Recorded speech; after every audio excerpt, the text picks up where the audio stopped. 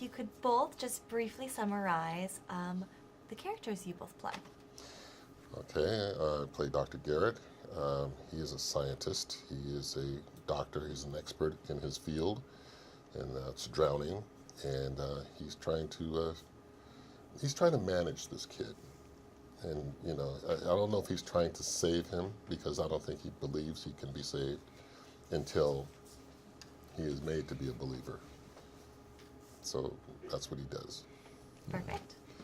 Tommy Shine, first responder, firefighter, comes in doing his job as he's done so many times before, and has no reason to believe that that this kid who he has pulled out of the water, who's exceeded the time in which they assume he can be saved, is savable, is salvageable.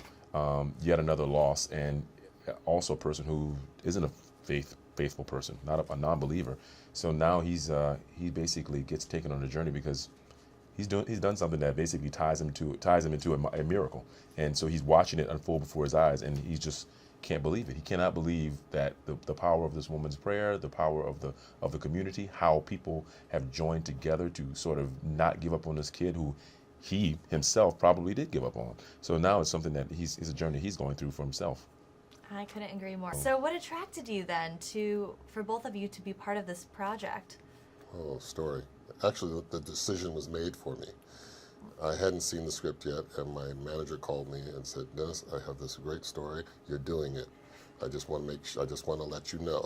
Not an option. You're doing it. And I said, "Okay." You know, I had faith enough to know that you know, she wouldn't steer me in the wrong direction. So I said, "All right, I am in.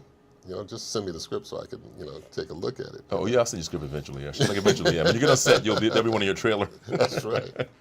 And she sent it to me. And I said, "Oh my God, I'm so happy you said yes to this." You know, because I don't know. I guess there was a time constraint. You know, Yeah. I don't know. I mean, that's what it felt like to me. So I said, "Okay, yeah." Yeah. I said, "I'm there. I'm in." That's amazing. And you yourself had faith. Yes, I do. And yourself, how did you get attached to the project? I was